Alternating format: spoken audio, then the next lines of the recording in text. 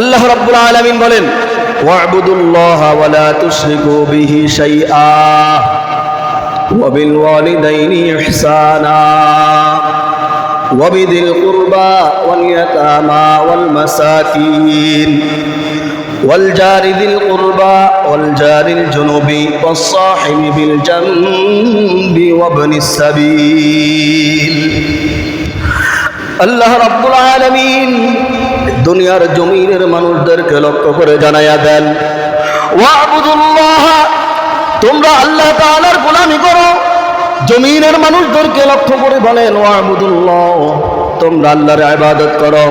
ওয়া লা তুশরিকু বিহি শাইআ, তোমরা আল্লাহর সাথে কাউকে শিরক করিও না, শরীক করিও না। ওয়া বিল ওয়ালিদাইনি ইহসানা, এবং তোমার পিতামাতার সাথে ভালো ব্যবহার করো, ভালো আচরণ করো। ওয়া বিযিল কুরবা, এবং তোমার আত্মীয় স্বজনদের সাথে সুসম্পর্ক রাখো। ওয়াল ইয়াতামা, এবং এতিমের সাথে সম্পর্ক রাখো। ওয়াল মাসাকিন, মিসকিনের সাথে। ওয়া বিযিল কুরবা, নিকট আত্মীয় স্বজনদের সাথে।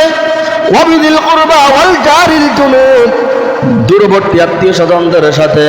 ওয়াস সাহিবি বিল জানবি ওয়া ইবনিস সাবিল, এবং চলাফেরার মাঝে যারা চলাফেরা করে, দাস দাসী রয়েছেন, যারা পথের পথিক রয়েছেন, মুসাফির রয়েছেন, এই সমস্ত ব্যক্তিবর্গদের সাথে তোমরা সুন্দর আচরণ করো, তোমরা ভালো আচরণ করো।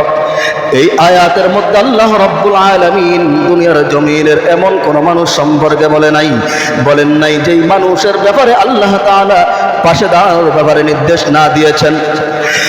পরবর্তী শেষের দিকে আল্লাহ রাব্বুল আলামিন বলেন, ইন্নাল্লাহা লা ইউহিব্বু মান কানা মুখতালান ফাখুরা। আল্লাহ রাব্বুল আলামিন জানায় দেন, যারা অহংকারী, বিল্লাহি মিন শুরুরি আনফুসিনা ওয়া মিন সাইয়্যাতি আমালিনা, মান ইয়াহদিহিল্লাহু ফালা মুদিল্লা লাহু ওয়া মান ইউদ্লিলহু ফালা হাদিয়া লাহু। ওয়া নাশহাদু আন লা ইলাহা ইল্লাল্লাহু ওয়াহদাহু লা শারীকা লাহু। ওয়া নাশহাদু আন্না সাইয়্যিদানা ওয়া সানাদানা ওয়া হাবিবানা ওয়া মাওলানা মুহাম্মাদান আবদুহু ওয়া রাসূলুহু। أما بعد فأعوذ بالله من الشيطان الرجيم. بسم الله الرحمن الرحيم. واعبدوا الله ولا تشركوا به شيئا وبالوالدين إحسانا وبذي القربى واليتامى والمساكين والجار ذي القربى والجار الجنب والصاحب بالجنب وابن السبيل وما ملكت أيمانكم إن الله لا يحب من كان مختالا فخورا. وقال رسول الله صلى الله تعالى عليه وسلم إني أحرج عليكم حق الضعيفين اليتيم والمرأة. إن الله وملائكته يصلون على النبي يا أيها الذين آمنوا صلوا عليه وسلموا تسليما. اللهم صل على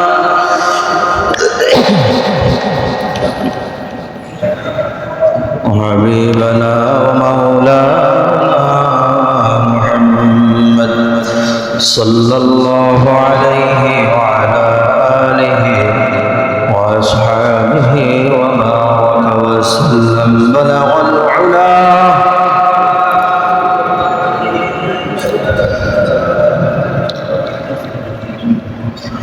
حسنت جميع خصاله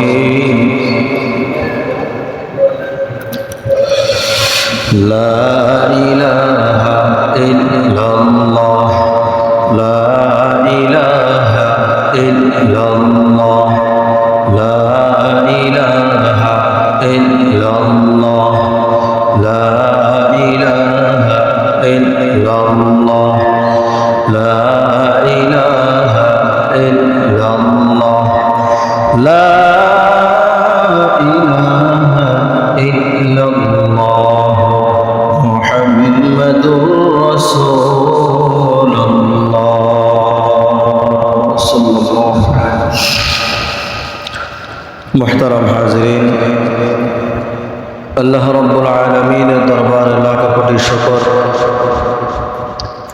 যে মহান রব্বুল আলামিন আমাদেরকে পবিত্র জুমার দিন জুমার নামাজ আদায় করার জন্য আল্লাহর ঘর মসজিদে আসার বসার তৌফিক দান করেছেন। এই জন্য আমরা আল্লাহ তাআলার শুকরিয়া আদায় করি আলহামদুলিল্লাহ। আল্লাহ রব্বুল আলামিন পবিত্র জুমার দিনে জুমার নামাজ আদায় করার উদ্দেশ্যে আমাদেরকে আল্লাহর ঘর মসজিদে আগে আসার তৌফিক দিয়েছেন। এজন্য আমরা আবারও শুকরিয়া আদায় করি আলহামদুলিল্লাহ। আমরা গত সপ্তাহে আলোচনা করছিলাম সফল ব্যক্তিদের প্রসঙ্গে, কারা সফল এবং কোন পর্যায়ে গেলে সফল হওয়া যাবে এ বিষয় নিয়ে আমরা কথা বলেছি। পৃথিবীর মধ্যে এমন কোনো মানুষ নাই যেই মানুষ সফলতা চায় না। প্রত্যেক মানুষ সফলতা চায়, কিন্তু এই সফলতার মাধ্যমে কেউ কেউ দুনিয়ার ভোগ টাকা পয়সা অর্জন করতে পারে, আল্লাহ তাআলার জান্নাতি হতে পারে না। আবার কেউ কেউ রয়েছেন আল্লাহ তাআলার জান্নাতের সফল চায়। যারা জান্নাতের সফল চায় তাদেরকে আল্লাহ তাআলা দুনিয়াতে সফল দান করেন, আখিরাতেও সফল দান করেন। সুবহানাল্লাহ। এজন্য প্রকৃত সফল হলো তারা যারা জান্নাতে যাইতে পারবে। সুবহানাল্লাহ। তার থেকেও বড় সফল হলো যারা রাসূল পাক সাল্লাল্লাহু আলাইহি ওয়াসাল্লামের সাথে জান্নাতুল ফেরদাউসের মেহমানখানায় থাকতে পারবে। সুবহানাল্লাহ। আল্লাহর রাসূলের সাথে যাদের সাক্ষাৎ হয়েছে, যারা ঈমানের সাথে রাসূল সাল্লাল্লাহু আলাইহি ওয়াসাল্লামের সহচর্য লাভ করতে পেরেছেন, তারা হলেন সাহাবায়ে কেরাম। দুনিয়ার জমিনের মধ্যে যারা যত নিকটবর্তী ছিলেন রাসূলের, জান্নাতের মধ্যেও আল্লাহর রাসূলের তত নিকটবর্তী থাকবেন। সুবহানাল্লাহ। সাহাবায়ে কেরাম দুনিয়াতে আল্লাহর রাসূলের সাহচর্য লাভ করেছেন, আল্লাহর রাসূলকে দেখার সুযোগ পেয়েছেন, তারা আল্লাহর রাসূলের সাথে জান্নাতে থাকবে। আর যারা আল্লাহর রাসূলকে দেখে নাই, যারা আল্লাহর রাসূলের সাথে থাকতে পারে নাই, তারা জান্নাত পাবে না এমন নয়। বরং আল্লাহর রাসূল সাল্লাল্লাহু আলাইহি ওয়াসাল্লামের যেই দিক নির্দেশনা রয়েছে, যে আমলের কথা আল্লাহর রাসূল বলেছেন, ওই আমলের মাধ্যমে সময় কাটাইতে পারলে আল্লাহর রাসূলের সাথে জান্নাতুল ফেরদাউসে থাকা সম্ভব। সুবহানাল্লাহ। দুনিয়াতে রাসূলের সঙ্গে থাকার পরও নিজের জীবনকে উৎসর্গ করে দিয়েছেন, রাসূলের সাথে দিন কাটাইয়েছেন। একজন সাহাবী রাবিআ ইবনে আওফ রাদিয়াল্লাহু তাআলা আনহু, তিনি যখন জানতে পারলেন যে আল্লাহর রাসূলের সাথে যত মহব্বত রাখা যাবে, কিয়ামতের ময়দানেও আল্লাহ তাআলা রাসূলের সঙ্গী করে দিবেন। সুবহানাল্লাহ।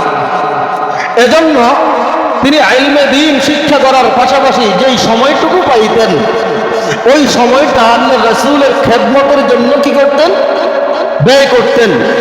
শুধু তাই নয়, হাদিসের মধ্যে আসছে তিনি আল্লাহর রাসূলের দরজায় বসে থাকতেন, তখন রাসূল বের হবেন, তখন রাসূলের উজুর পানির প্রয়োজন হবে, তখন রাসূলের জুতাগুলো সোজা করার প্রয়োজন হবে। এই অপেক্ষায় থাকতেন। যখন আল্লাহর রাসূল হুজরা থেকে বের হতেন তখন তিনি আল্লাহর রাসূলের জুতা সোজা করতেন, আল্লাহর রাসূলের জন্য উজুর পানির ব্যবস্থা করতেন।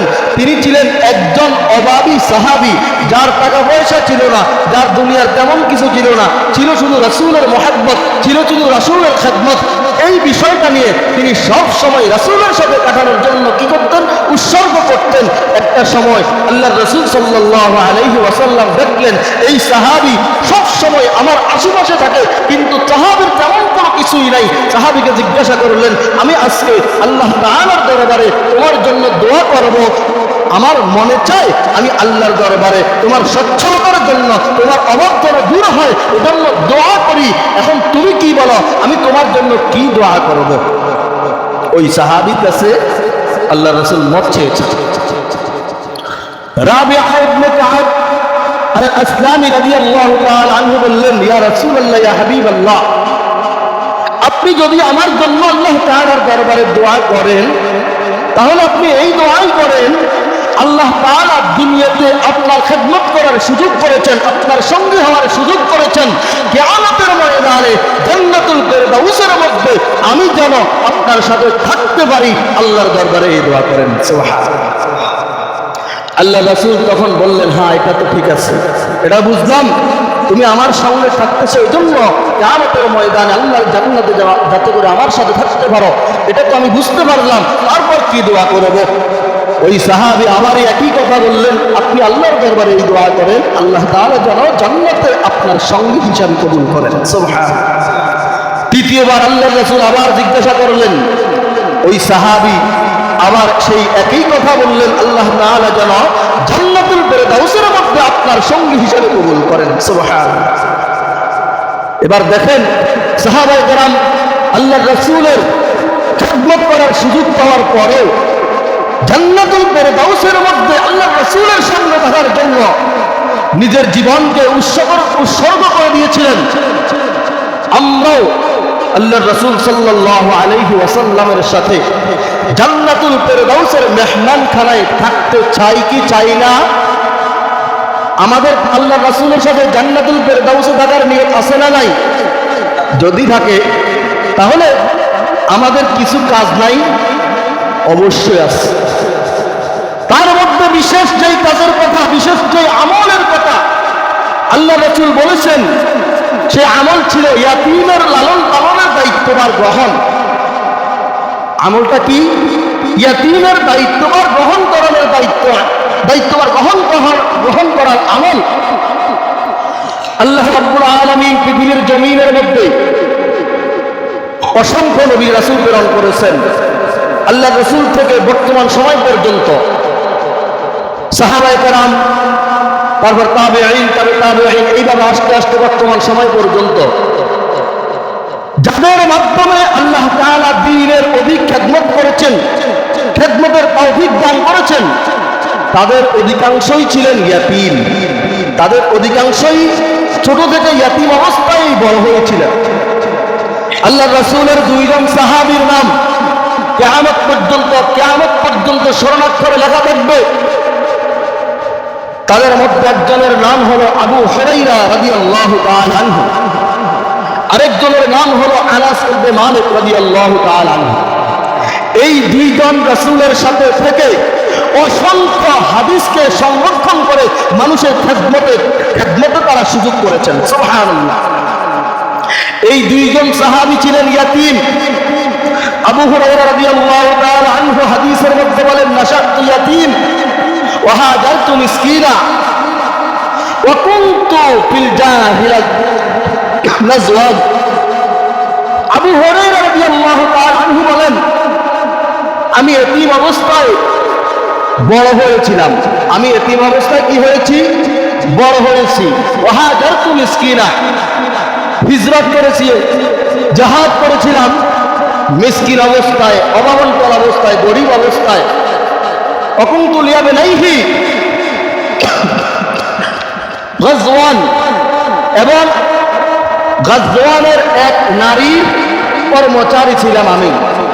আবু হুরায়রা রাদিয়াল্লাহু তাআলা আনহু নিজের অবস্থা বর্ণনা করলেন, আমার ছোটবেলা অবস্থা ছিল এতিম, তারপরে যখন বড় হয়েছিলাম তখন হয়েছিলাম মিসকিন, তারপরে আমি ওই যে গাজওয়ানের এক মহিলার কর্মচারী ছিলাম, এভাবেই আমার জীবনকে আমি সামনে এগিয়ে নিয়েছিলাম। ইমাম মালিক, আল্লাহ রাসূলের আরেকজন সাহাবী আনাস ইবনে মালিক রাদিয়াল্লাহু তাআলা আনহু, তার আম্মা বলেছিলেন, আমার এই সন্তান যতক্ষণ পর্যন্ত আমার কোলের দুধ পান করেছেন আমি অতি যত্নের সাথে তাকে দুধ পান করেছিলাম, কারণ তার অভিভাবক হিসাবে তার আব্বাজান ছিল না। হাদিস, তার অভিভাবক হিসাবে তার আব্বাজান জমিনের মধ্যে ছিল না, কিন্তু সেই আনাস বিন মালিক রাদিয়াল্লাহু তাআলা আনহু আল্লাহ রাসূলের সাথে দিন কাটানোর পরে অসংখ্য অগণিত হাদিস মুখস্থ করে কিয়ামত পর্যন্ত যত মানুষ জমিনের মধ্যে আসবে প্রত্যেক ইমানদারের জন্য এই হাদিসের বাণী তিনি রেখে দিয়েছেন। সুবহানাল্লাহ।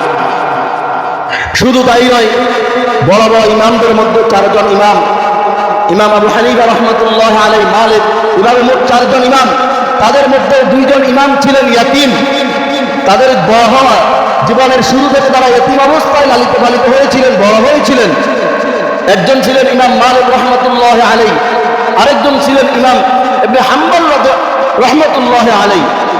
তারাও ইয়াতীম অবস্থায় জমিনের মধ্যে লালিত পালিত হয়েছিলেন। এরপর আল্লাহ রাব্বুল আলামিন তাদের মাধ্যমে দ্বীনের খেদমত করিয়েছেন। কেমন ভাবে খেদমত করিয়েছেন? কিয়ামত পর্যন্ত তারা যে মাসলাক রেখে গেছেন, তারা যেই রাসূলের যেই শিখানো বিধানগুলো গোছানো করে গিয়েছেন, এই গোছানো বিধানগুলো কিয়ামত পর্যন্ত মানুষের মাঝে মাঝে থাকবে। সুবহানাল্লাহ। এভাবেই যুগে যুগে অনেক মুহাদ্দিসিনে কেরাম এতিম অবস্থায় লালিত পালিত হয়েছিলেন, বড় হয়েছিলেন। এজন্য আল্লাহ রাব্বুল আলামিন কুরআনুল কারীমের অসংখ্য জায়গায় এতিম সম্পর্কে আলোচনা করেছেন। রাসূল সাল্লাল্লাহু আলাইহি ওয়াসাল্লামের সাথে জান্নাতুল ফেরদাউসের মেহমানখানায় থাকার জন্য বিশেষ আমলের মধ্যে গুরুত্বপূর্ণ আমলের বিষয় আল্লাহ রাসূল এতিম সম্পর্কে বলেছেন। কুরআনুল কারীমের অসংখ্য জায়গায় আল্লাহ রাব্বুল আলামিন এতিমদের বিষয়ে আলোচনা করেছেন। রব্বুল আলামিন কুরআনের এক আয়াতের মধ্যে এতিম, মিসকিন আরো কিছু বিষয়ে আলোচনা করেছেন। আল্লাহ রাব্বুল আলামিন বলেন, ওয়া'বুদুল্লাহা ওয়া লা তুশরিকু বিহি শাইআ ওয়া বিল ওয়ালিদাইনি ইহসানা ওয়া বিযিল কুরবা ওয়াল ইয়াতামা ওয়াল মাসাকিন ওয়াল জারি যিল কুরবা ওয়াল জারিল জুনুবি ওয়াস সাহিবি বিল জানবি ওয়া ইবনিস সাবিল। আল্লাহ রাব্বুল আলামিন দুনিয়ার জমিনের মানুষদেরকে লক্ষ্য করে জানায়া দেন, ওয়া'বুদুল্লাহ, তোমরা আল্লাহ তাআলার গোলামি করো। জমিনের মানুষদেরকে লক্ষ্য করে বলেন, ওয়া'বুদুল্লাহ, তোমরা আল্লাহর ইবাদত করো। ওয়া লা তুশরিকু বিহি শাইআ, তোমরা আল্লাহর সাথে কাউকে শিরক করিও না, শরীক করিও না। ওয়া বিল ওয়ালিদাইনি ইহসানা, এবং তোমার পিতামাতার সাথে ভালো ব্যবহার করো, ভালো আচরণ করো। ওয়া বিযিল কুরবা, এবং তোমার আত্মীয় স্বজনদের সাথে সুসম্পর্ক রাখো। ওয়াল ইয়াতামা, এবং এতিমের সাথে সম্পর্ক রাখো। ওয়াল মাসাকিন, মিসকিনের সাথে। ওয়া বিযিল কুরবা, নিকট আত্মীয় স্বজনদের সাথে। ওয়া বিযিল কুরবা ওয়াল জারিল জুনুব, দূরবর্তী আত্মীয় স্বজনদের সাথে। ওয়াস সাহিবি বিল জানবি ওয়া ইবনিস সাবিল, এবং চলাফেরার মাঝে যারা চলাফেরা করে, দাস দাসী রয়েছেন, যারা পথের পথিক রয়েছেন, মুসাফির রয়েছেন, এই সমস্ত ব্যক্তি বর্গদের সাথে তোমরা সুন্দর আচরণ করো, তোমরা ভালো আচরণ করো। এই আয়াতের মধ্যে আল্লাহ রাব্বুল আলামিন দুনিয়ার জমিনের এমন কোন মানুষ সম্পর্কে বলেন নাই যেই মানুষের ব্যাপারে আল্লাহ তাআলা পাশে দাঁড়ানোর ব্যাপারে নির্দেশ না দিয়েছেন। পরবর্তী শেষের দিকে আল্লাহ রাব্বুল আলামিন বলেন, ইন্নাল্লাহা লা ইউহিব্বু মান কানা মুখতালান ফখুরা। আল্লাহ রাব্বুল আলামিন জানায় দেন, যারা অহংকারী, যারা কি অহংকারী, তাদেরকে আল্লাহ রাব্বুল আলামিন কখনোই পছন্দ করে না। এই আয়াতের মধ্যে আল্লাহ তাআলা বিশেষ বিশেষ দায়িত্বের কথা বলেছেন, নিজের আত্মীয়ের কথা বলেছেন, নিজের পিতামাতার কথা বলেছেন, মুসাফিরের কথা বলেছেন, মিসকিনের কথা বলেছেন, ইয়তীমের কথা বলেছেন, মা বাবার কথা বলেছেন। সবাইকে এই আয়াতের মধ্যে আল্লাহ রাব্বুল আলামিন একসাথ করে বলেছেন, এই বিষয়গুলোর সাথে যদি তোমরা সুসম্পর্ক রাখতে না পারো তাহলে তোমরা হবা ক্ষতিগ্রস্ত। নাউযুবিল্লাহ। এজন্য ইয়াতীম সম্পর্কে আল্লাহ রাব্বুল আলামিন আল্লাহর হাবিব সাল্লাল্লাহু আলাইহি ওয়াসাল্লামকে জানিয়ে দেন, কুরআনুল কারীমের মধ্যে ছোট একটা সূরা রয়েছে, যেই সূরা আমরা অনেকেই পারি, সূরা মাউন। সূরার নাম কি? সূরা মাউন। সূরা মাউনের মধ্যে আল্লাহ রাব্বুল আলামিন আমাদের নবী মুহাম্মদুর রাসূলুল্লাহ সাল্লাল্লাহু আলাইহি ওয়াসাল্লামকে সম্বোধন করে বলেন, আরাআইতাল্লাযী ইউকাযযিবু বিদ্দীন ফাযালিকাল্লাযী ইয়াদউল ইয়াতীম। আল্লাহ রাব্বুল আলামিন আল্লাহর হাবিব সাল্লাল্লাহু আলাইহি ওয়াসাল্লামকে জানায়া দেন, হে রাসূল, আপনি কি ওই সমস্ত লোককে চিনেন নাকি? আর আরাআইতাল্লাযী, আপনি কি তাদেরকে দেখেছেন? ইউকাযযিবু বিদ্দীন, যারা সেই দিনকে অস্বীকার করে। অর্থাৎ সেই দিন কোন দিন? কিয়ামত। কিয়ামতের দিবসকে যারা অস্বীকার করে, আপনি কি তাদেরকে দেখেছেন? আল্লাহর রাসূলকে সম্বোধন করে বলেছেন কে? আপনারা বুঝেন নাই। আল্লাহর রাসূলকে সম্বোধন করে বলেছেন কে? আল্লাহ রাব্বুল আলামিন বলেছেন, আরাআইতাল্লাযী ইউকাযযিবু বিদ্দীন, আপনি কি তাদেরকে চিনেন যারা কিয়ামতের দিবসকে অস্বীকার করে? পরের আয়াতে আল্লাহ তাআলা বলেছেন, তারা হলো কারা?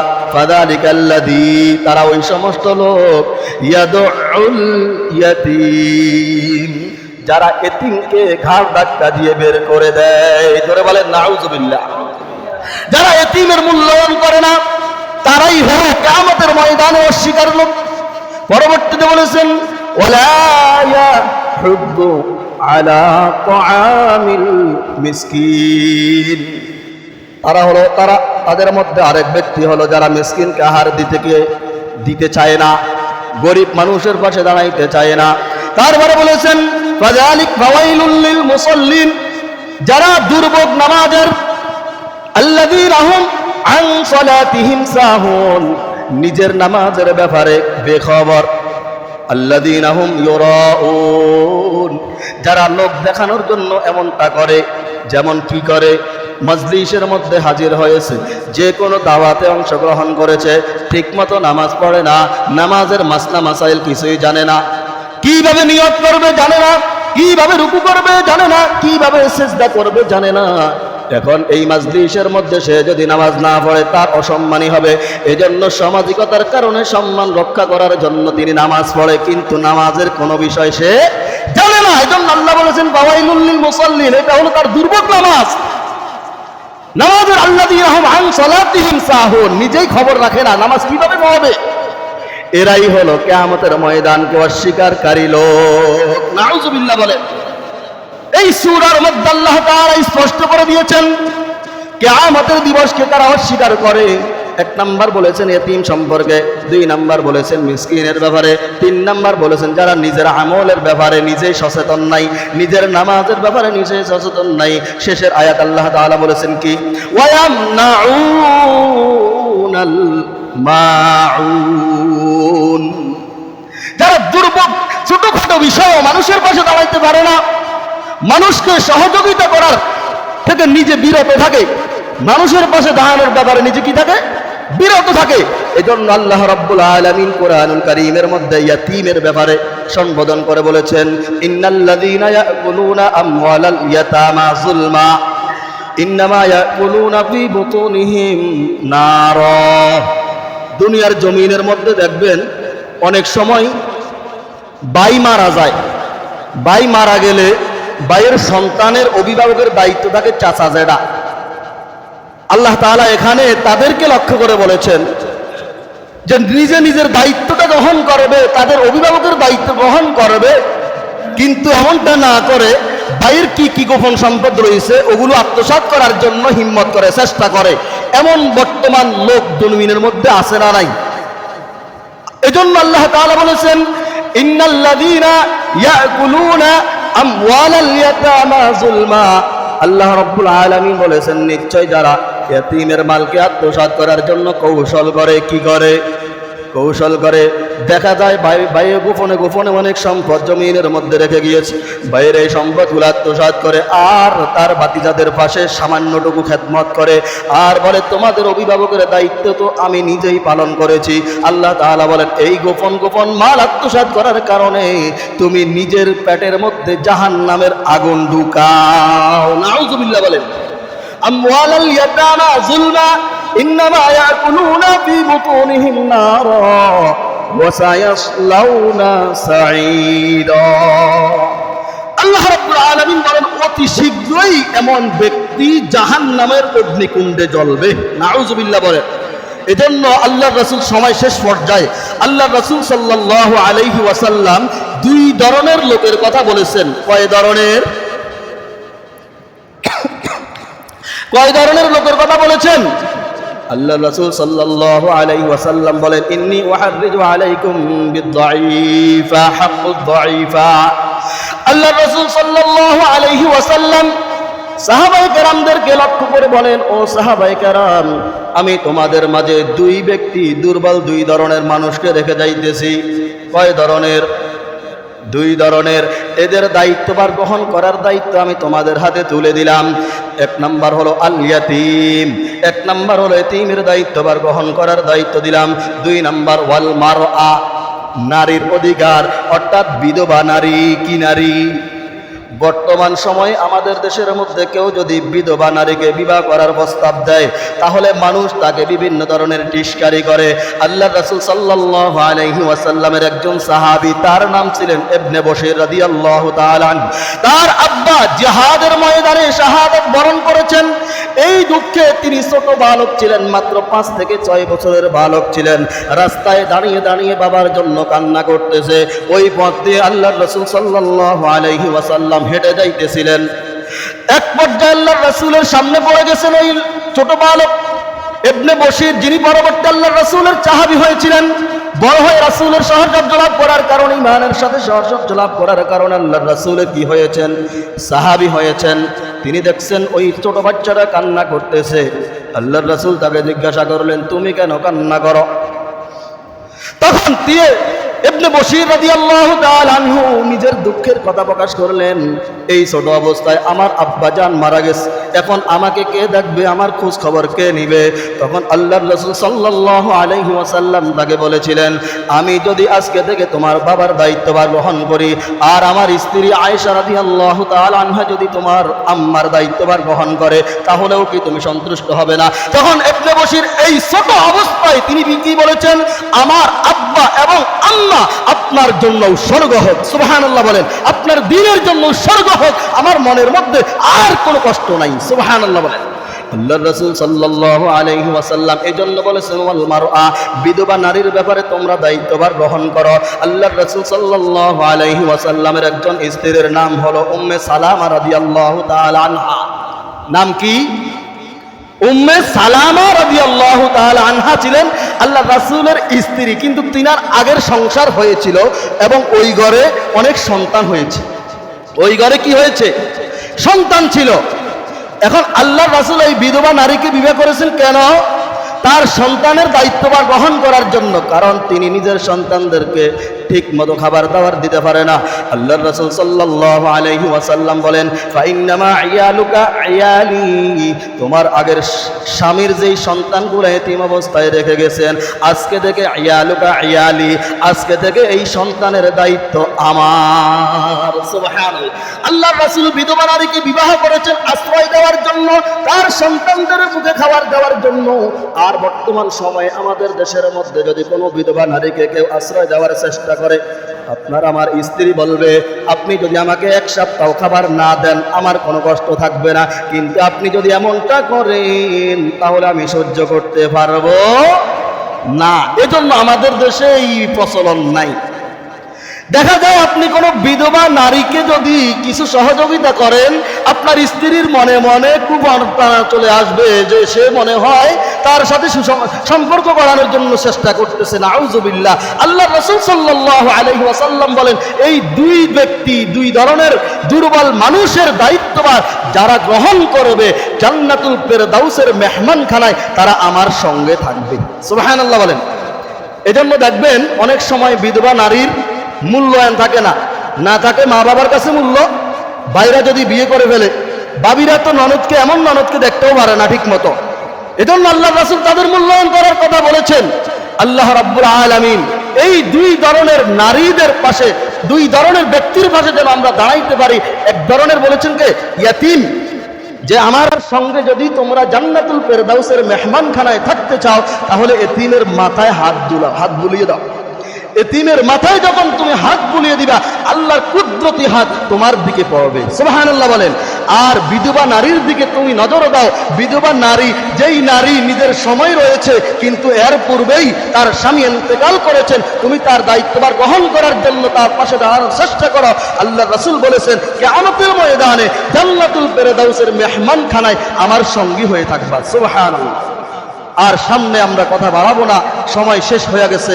আল্লাহ রাব্বুল আলামিন যেই বিষয়টা সফলের ব্যাপারে আমরা আলোচনা করছিলাম, সফলের বিষয়ে জান্নাতুল ফেরদাউসের মেহমানখানায় যারা যাইতে পারবে তারাই হবে প্রকৃত সফল। আর আল্লাহ রাসূল বলেছেন যারা জান্নাতুল ফেরদাউসের মেহমানখানায় আমার সঙ্গে থাকবে তাদের বিশেষ আমলের মধ্যে গুরুত্বপূর্ণ 1 নম্বর আমল হলো ইয়াতিম মিসকিন, বিস্তারিত বলেছিলাম তাদের খোঁজ খবর। 2 নম্বর হলো বিধবা নারীর তালাশ করা, তাদের খোঁজ খবর নেওয়া। এই আমলগুলোর ব্যাপারে আমরা যেন গুরুত্ব দিয়ে করতে পারি। আল্লাহ রাব্বুল আলামিন আমাদেরকে তৌফিক দান করুন। সকলে বলুন আমিন।